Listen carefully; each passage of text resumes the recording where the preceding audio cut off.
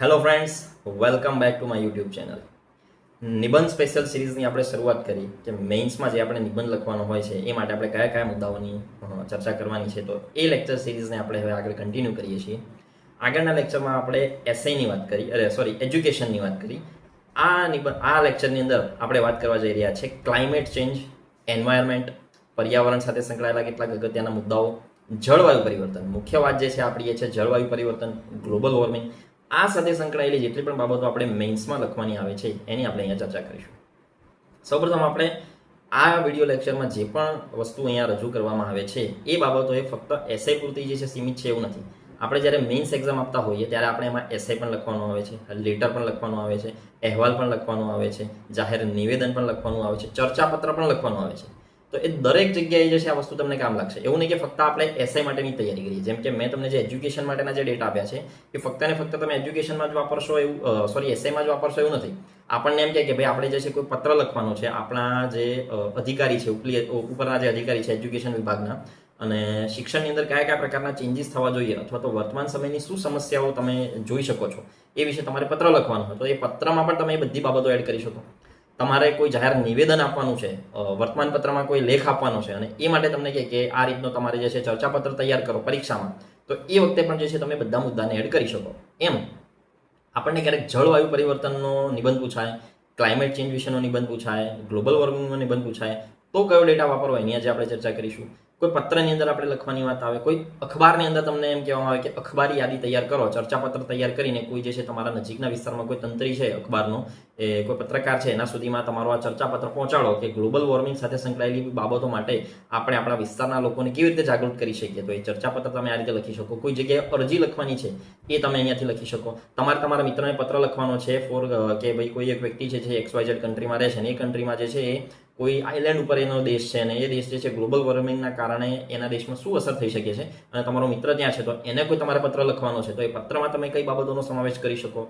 તો નિબંધની વાત કરીએ, પત્રની વાત કરીએ, ચર્ચાપત્રની વાત કરીએ, અહેવાલ લેખનની વાત કરીએ, આ તમામ જગ્યાએ જે છે એ બધું તમને કામ લાગી શકે છે. એટલે ફક્ત નિબંધ માટે નહીં પણ દરેક એંગલથી આપણે આને કવર કરવાનો પ્રયત્ન કરીશું. અને જે મુદ્દા હું તમને કહું તમને ધ્યાનમાં રાખવા જેવા લાગે તો તમે નોટ ડાઉન કરતા રહેજો. શરૂઆત કરીએ છીએ આપણે. મુદ્દો જે આપણી પાસે જે છે એ છે જળવાયુ પરિવર્તન એટલે કે ક્લાઇમેટ ચેન્જ. આપણને ખ્યાલ છે કે ઔદ્યોગિકરણ જેમ જેમ આપણે આગળ વધ્યું તેમ તેમ આપણી ફેક્ટરીઓના જે ધુમાડા જે છે, આપણે એસી ચલાવીએ, રેફ્રિજરેટર ચલાવીએ તો એમાંથી નીકળતો CFC છે, આ બધાના કારણે જે છે ધીરે ધીરે પ્રદૂષણમાં વધારો થયો અને એ પ્રદૂષણ વધવાના કારણે જે છે એ ગ્લોબલ વોર્મિંગની ઇફેક્ટ આખી સર્જાઈ ગઈ. અહીંયાથી જે વાયુ બહાર નીકળે જે છે એ ઓઝોન વાયુનું જે સ્તર છે એને તોડી નાખે છે. એટલે સૂર્યના સીધા કિરણો જે છે એ પૃથ્વી પર આવે છે અને ગ્લોબલ વોર્મિંગના કારણે જે પૃથ્વીનું જે તાપમાન જે છે તાપમાનમાં વધારો થવાના કારણે જે નવી નવી સમસ્યાઓ ઊભી થઈ, માણસની હેલ્થના સાથે સંકળાયેલી સમસ્યાઓ, રહેઠાણને સાથે સંકળાયેલી સમસ્યાઓ, બરફ પીગળવા સાથે સંકળાયેલી સમસ્યાઓ, આ બધી જ સમસ્યાઓનો સમાવેશ આપણે જળવાયુ પરિવર્તનમાં કરી શકીએ. શરૂઆત કેવી રીતે કરવાની છે? તો શરૂઆતમાં આપણે એક મસ્ત ઉદાહરણ આપી શકીએ કે COP26 વૈશ્વિક સ્તર પર વિશ્વના જે બધા દેશો જે છે એમની એક મીટિંગ થાય અને એ મીટિંગને કહેવામાં આવે છે COP, that is conference of parties. અને પર્યાવરણને બચાવવા માટે જે છે આવી અવારનવાર જે છે બધી મીટિંગ થતી હોય. એમાં 26મા નંબરની એક મીટિંગ થઈ જેને આપણે કહેવામાં આવે છે COP26, કોન્ફરન્સ ઓફ પાર્ટીસ 26 નંબરની. એ 26મા નંબરની મીટિંગમાં એક દેશ છે તુવાલુ. તો તુવાલુ દેશના જે રાષ્ટ્રપતિ અથવા તો પ્રધાનમંત્રી જે પણ છે એમને પોતાનું સંબોધન આપ્યું પોતાના દેશમાંથી. અને એ વ્યક્તિ જ્યારે સંબોધન આપતા હતા તો તેમણે એ રીતે સંબોધન આપ્યું કે એમના દેશની અંદર એક એવો એક વિસ્તાર છે કે જ્યાં છે એમના ઘૂંટણ સુધી પાણી આવી ગયું અને એ પોતાનો મુદ્દો જે છે રજૂ કરવા માંગતા હતા. એ વ્યક્તિ પોતે જવાના જ હતા પણ એ પોતે ત્યાં હાજર ના રહીને વિડીયો કોન્ફરન્સ દ્વારા વિશ્વના દેશોને એ સંદેશ આપવા માંગે છે કે આપણે ફક્ત ટેબલ ટોક કરીને, ટેબલ પર બેસીને નિયમો બનાવીને ચર્ચા કરીને ગ્લોબલ વોર્મિંગની સામે લડી શકતા નથી. ગ્લોબલ વોર્મિંગના લીધે જે ગંભીર સમસ્યાઓ જે થઈ રહી છે તમે મને આ વિડીયો કોન્ફરન્સ દ્વારા જોઈ શકો છો. એટલે COP26માં તુવાલુના પ્રેસિડેન્ટ જેમના છે ઘૂંટણ સુધી પાણી આવી ગયું હતું એ હાલતમાં એમણે પોતાનું જે છે સંબોધન જે છે રજૂ કર્યું હતું. એટલા માટે આપણે વિચાર કરીએ કે કેટલી ગંભીર પરિસ્થિતિ જે છે કોઈ એક દેશ માટે સર્જાઈ શકે છે. વિકસિત દેશો જે છે પોતે આટલા બધા આગળ નીકળી ગયા અને એમને જે વિકાસ કર્યો એ દરમિયાન એમણે જે ઔદ્યોગિકરણનો ઉપયોગ કર્યો એની જે ખરાબ અસર જે છે આજે વિકાસશીલ દેશો ભોગવી રહ્યા છે એનું એક ઉદાહરણ જો આપવું હોય તો એક આ હોઈ શકે છે. ત્યારબાદ આપણે લખી શકીએ કે સમગ્ર વિશ્વ પાસે જો ઉર્જાનો એકમાત્ર સ્ત્રોત હોય ને તો એ છે પ્રકૃતિ. પ્રકૃતિ સિવાય આપણી પાસે બીજો કોઈ સ્ત્રોત છે નહીં. જો આપણે પોતે પ્રકૃતિને નુકસાન પહોંચાડીશું ને તો પછી આપણે આપણને કોઈ જગ્યાએ જે છે એ સંરક્ષણ મળી શકે એમ છે નહીં, કારણ કે બીજા કોઈ પ્લેનેટ ઉપર જે છે એ આટલી બધી હરિયાળી નથી જે હરિયાળી પૃથ્વી પાસે છે. તો આપણે એક આ મુદ્દાને એડ કરી શકીએ. ત્યારબાદ આપણે જે છે ઇંગ્લિશની અંદર કોટેશન તમારે લખવું હોય તો તમે એ રીતે લખી શકો કે environment is no one's property to destroy but it's every one's property to conserve. પર્યાવરણ જે છે ને કોઈ એક વ્યક્તિની માલિકીનું નથી કે જેને જેમ મન ફાવે એમ વાપરે, પણ એ આપણા બધાની એક સામૂહિક જવાબદારી છે કે આપણે એનું રક્ષણ કરીએ. તો environment is no one's property to destroy but it's every one's property to conserve. તો આવી 3-4 બાબતો જે છે તમે એસેની શરૂઆતમાં અથવા તો પત્રની શરૂઆતમાં લખો, રેફરન્સ માટે એને લખી શકો તો એ વધારે સારું લાગશે. ત્યાર પછી આપણે આગળ વાત કરીએ કે થોડીક આપણે સમસ્યાઓ વિશે ચર્ચા કરીએ કે જળવાયુ પરિવર્તનના લીધે જે છે સમસ્યાઓ શું થશે. સમસ્યા એકવાર આપણે ડિસ્કસ કરીએ અને પછી આપણે એના થોડા ઘણા ઉપાયો જોઈએ અને સરકારની કેટલીક યોજનાઓ જોઈએ કે સરકાર શું કામ કરે છે, તો નિબંધ આખો જે છે થોડો બેલેન્સ ટાઈપનો રહે. સમસ્યાઓમાં જે છે એ જનરલ સમસ્યાઓના કારણે શું થાય તો આપણે એવું લખી શકીએ કે અચાનક તાપમાનમાં વધારો થાય. શરૂઆતમાં જે છે આટલી બધી ગરમી નથી પડતી, પણ હવે જે છે ગરમીમાં વધારો થઈ રહ્યો છે, તાપમાન વધી રહ્યું છે, એના પાછળનું જવાબદાર કારણ શું હોઈ શકે તો એ છે ગ્લોબલ વોર્મિંગ, જળવાયુ પરિવર્તન. એ લખી શકો તમે. ત્યારબાદ જે છે એ ક્ષણભરમાં વરસાદ પડવો. હવે જે છે વરસાદની કોઈ સિઝન નક્કી હોતી નથી. ઉનાળો હોય તો પણ વરસાદ પડે, શિયાળામાં પણ વરસાદ પડે, ચોમાસામાં જે છે પણ આમ કોઈ નિશ્ચિત ટાઈમ ના હોય એમ વરસાદનો. જ્યારે શરૂઆતના સમયની અંદર જે આગાહી કરવામાં આવતી તો એ નક્કી હતું કે ચોમાસાના આ સમય દરમિયાન જ વરસાદ આવશે, તો ગમે ત્યારે વરસાદ પડી જાય. ઠંડીનું પ્રમાણ જે છે ધીરે ધીરે જે છે હવે ઘટવા લાગ્યું છે. વાવાઝોડાની જે છે તીવ્રતા ખૂબ વધી રહી છે. અચાનક જે છે વાવાઝોડું આવી જાય, અવારનવાર આ બધા વાવાઝોડા આવે, એના કારણે નુકસાન શું થાય તો જે તે દેશ જે છે આપણે કોઈ એક માની લો કે મુંબઈની વાત કરીએ, કોલકાતાની વાત કરીએ, ચેન્નઈની વાત કરીએ, તો આ બધા જે એરિયા જે છે એ દરિયા કિનારે છે અને આ જે શહેરો જે છે એમનું ડેવલપમેન્ટ પણ બહુ જોરદાર થયેલું છે. હવે જ્યારે વાવાઝોડું આવે છે તો દેશની જીડીપીને જે છે સૌથી મોટું નુકસાન થાય છે. રસ્તાઓ જે છે બધા વેરવિખેર થઈ જાય, માનવ સંસાધનને જે છે નુકસાન પહોંચે, તો દેશની જીડીપી પર સૌથી વધારે ઇફેક્ટ કરે છે ગ્લોબલ વોર્મિંગ. તો એ રીતે આપણે લખી શકીએ કે ભાઈ જીડીપીને જે છે એ ખૂબ મોટું નુકસાન, કોઈ પણ દેશના અર્થતંત્રને જે છે નુકસાન કરે છે વાવાઝોડાની જે તીવ્રતા વધી જાય એના કારણે. અવારનવાર જે છે બધા હીટ વેવ્સ આવે તો આપણા દેશના જે નાગરિકો જે છે એમને નુકસાન થાય અને એ ડાયરેક્ટ કનેક્ટેડ છે એમ કે ભાઈ હીટ વેવ્સ આવવાના કારણે જો દેશના નાગરિકોને નુકસાન થતું હોય તો ઓવરઓલ એ પણ તમારી જીડીપી પર ઇફેક્ટ કરવાનું છે, કારણ કે જે સંસાધનો જે છે માનવ સંસાધનને નુકસાન થશે તો ઓવરઓલ જીડીપી પર જે છે એની અસર ક્યાંક ને ક્યાંક આપણને જોવા મળે છે.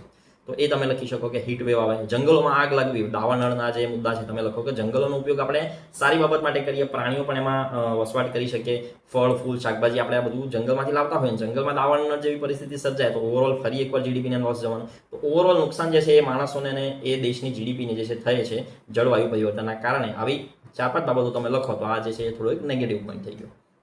હવે આપણે એની સમસ્યાઓની વાત કરીએ તો સમસ્યામાં તમે શું કરી શકો તો સરકાર અત્યારે હાલ શું કરી રહી છે તો એ બાબતે આપણે થોડી ચર્ચા કરીએ. તો એક સોઇલ હેલ્થ કાર્ડ સરકાર દ્વારા બનાવવામાં આવે છે કે જમીનની હેલ્થ જે છે એ રેગ્યુલરની ચકાસણી કરવામાં આવે અને ખેડૂતોને કાર્ડ આપવામાં આવે છે. તો સોઇલ હેલ્થ કાર્ડનો મુદ્દો બહુ સરસ રહેશે. પરંપરાગત કૃષિ યોજના, આપણે શું કરીએ છીએ ફર્ટિલાઇઝર્સ અને કેમિકલવાળા જે બધા ખાતર વાપરીએ છીએ એના કારણે આપણી જે કૃષિના જે પ્રોડક્ટ જે છે એમાં જે છે ક્યાંક ને ક્યાંક કેમિકલ્સના કારણે માણસોના હેલ્થ ઉપર પણ ખરાબ અસર થઈ રહી છે. તો એને ન્યુટ્રલાઇઝ કરવા માટે આપણે જે છે પરંપરાગત કૃષિ યોજના જે છે એ લાવ્યા છીએ, સરકારે ચલાવી રહી છે. તો એ સરકારની એ યોજના વિશે તમે લખી શકો. દરિયાકાંઠાના વિસ્તારોનો બચાવ, તો ઓડિશા જે તટ જે છે આપણું વિશાખાપટ્ટનમ તટ છે તો એ જગ્યા પર જે છે દરિયાકાંઠાના વિસ્તારોને બચાવવા માટે અર્લી વોર્નિંગ સિસ્ટમ આપવામાં આવી છે કે સુનામી આવવાની હોય, વાવાઝોડું આવવાનું હોય તો દરિયા કિનારે જે છે જે માછીમારો છે અને એડવાન્સમાં જે છે વોર્નિંગ આપી દેવામાં આવે. તો દરિયાકાંઠાના વિસ્તારોનો બચાવ કેવી રીતે કરવો, પોરબંદરની આપણે ગુજરાતમાં વાત કરીએ, મુંબઈની વાત કરીએ તો એ બધા એરિયા ઉપર જે છે દરિયાકાંઠાના વિસ્તારોનો બચાવ માટેની પણ સરકાર યોજના ચલાવી રહી છે. ત્યારબાદ જળ પ્રબંધન માટેનું રાષ્ટ્રીય બ્યુરો એટલે કે સમગ્ર દેશમાં જે છે બને એટલું પાણીનો ઉપયોગ જે છે યોગ્ય જગ્યા પર થાય, પાણીનો બગાડ ના થાય એટલા માટે સરકારે આખું એક બ્યુરો તૈયાર કર્યું છે. એ બ્યુરો વિશે પણ આપણે જે છે એ લખવું તો એની અંદર આપણે લખી શકીએ. ત્યારબાદ જે છે સ્વચ્છ કોલસાની નીતિ, કોલસો જે આપણે વાપરીએ છીએ એમાંથી યોગ્ય એ કોલસાને આપણે બાળી અને એમાંથી જે વીજળી મેળવીએ છીએ તો એ વીજળી જે છે એ મેળવતી વખતે એ જે કોલસામાંથી જે ધુમાડો બહાર નીકળે છે એના કારણે પર્યાવરણ પર કેવી રીતે અસર ન થાય, મિનિમમ અસર થાય એ માટેનો એક બીજો પ્રોજેક્ટ છે, હું તમને આગળ કહું, કાર્બન સિંકિંગ પ્રોજેક્ટ છે. પણ અત્યારે હાલ આપણે એવું રાખીએ કે સ્વચ્છ કોલસાની નીતિ જે છે એ સરકાર ચલાવે છે. પછી રાષ્ટ્રીય સૌર મિશન જે છે ભારત સરકાર અને ફ્રાન્સની જે ગવર્મેન્ટ છે એ બંને ભેગા થઈને આ મિશનની શરૂઆત કરેલી અને સમગ્ર વિશ્વના ઘણા બધા દેશો જે છે મિશનમાં જોડાયા, જે અંતર્ગત આપણે જે છે સોલર પેનલ્સ લગાવીએ છીએ અને આ બધી બાબતો જે છે આપણે ધ્યાને લઈએ. તો રાષ્ટ્રીય સૌર મિશન બહુ સારી એક બાબત લખી શકો તમે. ત્યારબાદ ગ્રીન એનર્જી કોરિડોર, એટલે કે ગ્રીન એનર્જી કોને કહેવાય તો બને એટલું જે છે આપણે ગ્રીન એનર્જીનો મતલબ એવો છે કે આપણે વિન્ડની મદદથી, વોટરની મદદથી અને સૌર ઉર્જાની મદદથી આપણે વધારેમાં વધારે એનર્જી પ્રોડ્યુસ કરીને કોલસાને જે છે આપણે ધીરે ધીરે બાયપાસ કરતા થઈ જઈએ. તો ગ્રીન એનર્જી કોરિડોર સરકારે આખો કોરિડોર એના માટે તૈયાર કરેલું છે કે એના માટે આપણે શું કરવું, એની યોજનાઓ ઘડવામાં આવે, એના પર ચર્ચાઓ થાય, બજેટ ફાળવવામાં આવે. તો green energy corridor, green India mission, ઇન્ડિયાને જે છે ગ્રીનરી કેવી રીતે લાવવી. ગ્રીનરી મતલબ કે વૃક્ષોની વાવવા પણ ખરા અને સાથે કોલસાને જે છે આપણે રિપ્લેસ પણ કરી શકીએ. તો ગ્રીન એનર્જી મિશન આપણે જે છે ગ્રીન એનર્જી કોરિડોર જે છે એ લખી શકીએ. ગ્રીન હાઈવે પ્રોજેક્ટ આવેલા છે કે હાઈવેની બંને બાજુ જે છે આપણે ઝાડ લગાવીએ તો જેના કારણે અવાજો, જે વાહનોનો અવાજ, ઘોંઘાટ, પ્રદૂષણ આ બધું જે છે એ ઓછું થઈ શકે. ત્યારબાદ જે છે એ કૃષિ વનીકરણ, એટલે કે કૃષિની સાથે સાથે આપણે વન જે છે વધારેમાં વધારે વનનો વિસ્તાર જે છે આપણે વધારીએ. જેમ કે આપણને ખબર છે બ્રાઝિલ નામનો એક દેશ છે, તે એમેઝોનના જંગલ આવેલા છે અને એમેઝોનના જંગલ એ સમગ્ર વિશ્વના ફેફસા ગણવામાં આવે છે કે ત્યાંથી સૌથી વધારે આપણા પૃથ્વીને ઓક્સિજન વાયુ જે છે મળી રહે છે. તો કૃષિ વનીકરણ, પરંપરાગત કૃષિ યોજનાઓ જે છે સરકાર ચલાવે છે. કૃષિ વનીકરણ એ આપણે લખી શકીએ. ત્યારબાદ વન સાથે સંકળાયેલા મુદ્દાઓ બે તમારે જો વધારે લખવા હોય તો એ પણ તમે લખી શકો. ત્યારબાદ આપણે વાત કરીએ ઈ વ્હીકલને સરકાર જે છે હવે પ્રમોટ કરે છે કે ઇલેક્ટ્રિક વ્હીકલ તમે વાપરો નોર્મલ વ્હીકલ કરતા, તો જે છે એના કારણે પણ પ્રદૂષણમાં જે છે ઘટાડો થઈ શકે છે. ત્યારબાદ આપણે વાત કરીએ એનજીટીની, નેશનલ ગ્રીન ટ્રિબ્યુનલ. તો સરકારે એક આખું આ એનજીઓ છે જે પર્યાવરણ સાથે સંકળાયેલા કેટલાક મુદ્દાઓ જ્યાં સરકાર જે છે કાચી પડે, એટલે સરકારના અમુક એવા મુદ્દાઓ હોય કે સરકાર જે છે ત્યાં આગળ યોગ્ય કાર્ય નથી કરતી, તો સરકારને જે છે સતત જે છે એ માર્ગદર્શન આપવાનું કાર્ય જો કોઈ જગ્યાએ થતું હોય તો એ એનજીટીનું કામ છે. તો એ આપણે જે છે એમાં લખી શકીએ. તો આ જે છે થોડીક વે ફોરવર્ડ ટાઈપની બાબતો જે છે જે તમે લખો, કે આપણે શરૂઆતમાં વાત કરી કે સમસ્યાઓ શું છે અને સમસ્યાની સામે તમે સમાધાન પણ આપી દીધું કે આ સમસ્યાઓ છે, પણ હવે આપણે સમસ્યા પર ધ્યાન નથી આપવાનું, હવે આપણે આ બાબતો પર ધ્યાન આપીશું. હવે સમસ્યા અને સમાધાન થોડું પાછળ લખો તો પણ ચાલે. બીજા થોડાક મુદ્દા તમને ફેક્ટ આપું છું. અમુક સંસ્થાઓના આવા રિપોર્ટ્સ જે છે તમે લખશો તો તમારો એસે જે છે બહુ સરસ લાગશે.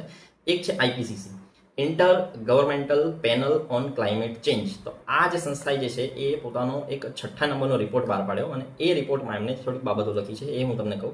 તો એમને રિપોર્ટ એ રીતે બહાર પાડવામાં એવું લખ્યું છે કે વિશ્વના જે ગ્લેશિયર્સ હતા ટોટલ, એમાંથી 13% ગ્લેશિયર જે છે ઓલરેડી પીગળી ચૂક્યા છે. એમનો બરફ જે છે બધો ઓગળી ગયો છે. વર્ષ 2040 જ્યારે આવશે તો વર્ષ 2040 સુધી આપણા જે આર્કટિક એરિયા જે છે ને એ આખો આર્કટિક એરિયા બરફથી મુક્ત થઈ જશે. અને વર્ષ 2100 જ્યારે આવશે, 2100ની સાલમાં એશિયાના 60% ગ્લેશિયર પણ જે છે ધીરે ધીરે પીગળી જશે. અને વૈશ્વિક તાપમાન જે છે એ ઔદ્યોગિક ક્રાંતિ બાદમાં, એ વૈશ્વિક તાપમાન ઔદ્યોગિક ક્રાંતિ થયા પછી પણ જે છે એની અંદર ઘણો બધો આપણને વધારો જોવા મળ્યો છે. તો એ બાબતો આપણે આઈપીસીસીનો રિપોર્ટ હતો એમ કરીને આપણે કોટ કરીએ તો વધારે સારું લાગશે કે આ સંસ્થાએ જે છે આ બધો રિપોર્ટ આપ્યો છે, તો રિપોર્ટ જે છે એના આધારે આપણે પર્યાવરણને બચાવવા માટે જે છે કામ કરવા જોઈએ. ત્યારબાદ આપણે આગળ વાત કરીએ તો મોસમ વિજ્ઞાન વિભાગ છે આખો. તો મોસમ વિજ્ઞાનનો જે વિભાગ જે છે એનો એક રિપોર્ટ છે કે દર વર્ષે પૂરના કારણે, વીજળીના કારણે જે છે એ લગભગ 700-750 આસપાસ લોકોનું મૃત્યુ થાય છે. અને ચક્રવાત અને પવન એના કારણે પણ જે છે 150-170 આજુબાજુ લોકોનું મૃત્યુ થાય છે. એક્ઝેક્ટ આંકડો લખવો જરૂરી નથી, આપણે અંદાજિત લખી શકીએ તોય ચાલશે. વીજળીના કારણે 750 આજુબાજુ લખો અને જે છે પૂર ચક્રવાતના કારણે પણ એટલા લોકો, અને બાકીની એક બે વસ્તુ તમે આશરે જે અંદાજિત લખો તો પણ વાંધો નહીં. ત્યારબાદ આપણે વાત કરીએ કે આઈયુસીએન એટલે કે international union for conservation of nature અંતર્ગત જે છે નેચરની રક્ષા કરવા માટેની આ જે સંસ્થા છે એ નાશપ્રાય જાતિઓનું જે લિસ્ટ બનાવે છે કે આટલી પ્રજાતિ જે છે વિશ્વની અંદર એના પર સંકટ છે, એમાંની 68% પ્રજાતિનો જો નાશ થઈ શકે એમ છે. 68% પ્રજાતિ પર સંકટ છે જો આપણે પર્યાવરણ માટે જો થોડોક એક્ટિવ નહીં બનીએ, પર્યાવરણને બચાવીએ નહીં તો. ત્યારબાદ united nation convention to combat ડિઝર્ટિફિકેશન.